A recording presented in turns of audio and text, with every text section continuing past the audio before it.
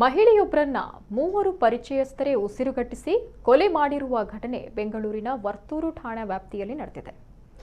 ಮಲ್ಲೇಶ್ವರಂ ನಿವಾಸಿ ಸುನೀತಾ ರಾಮ್ಪ್ರಸಾದ್ ಕೊಲೆಯಾದ ಮಹಿಳೆಯಂತ ಗುರುತಿಸಲಾಗಿದೆ.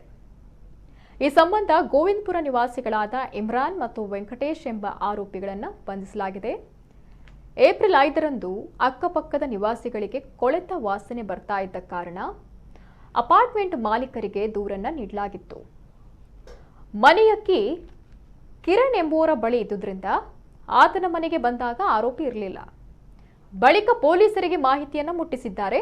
ಸ್ಥಳಕ್ಕೆ ಬಂದ ವರ್ತೂರು ಠಾಣಾ ಪೊಲೀಸರು ಬಾಗಿಲು ಮುರಿದು ಒಳ ಹೋಗಿ ನೋಡಿದಾಗ ಕೋಣೆಯಲ್ಲಿ ಕೊಳೆತ ಸ್ಥಿತಿಯಲ್ಲಿ ಸುನೀತಾ ಅವರ ಶವ ಪತ್ತೆಯಾಗಿದೆ. ಬಳಿಕ ಮರಣೋತ್ತರ ಪರೀಕ್ಷೆ ಹಾಗೂ ಸ್ಥಳದಲ್ಲಿದ್ದ ಗುರುತಿನ ಚೀಟಿ ಹಾಗೂ ಬ್ಯಾಂಕ್ನ ಪಾಸ್ಬುಕ್ ಮೂಲಕ ಸುನೀತಾ ಅನ್ನೋದು ಖಾತ್ರಿಯಾಗಿದೆ. ಪ್ರಕರಣ ದಾಖಲಾಗಿದ್ದು ಸಿಸಿ ಕ್ಯಾಮೆರಾವನ್ನು ಆಧರಿಸಿ ವೆಂಕಟೇಶ್ ಮತ್ತು ಇಮ್ರಾನ್ನನ್ನ ಪೊಲೀಸರು ಬಂಧಿಸಿದ್ದಾರೆ.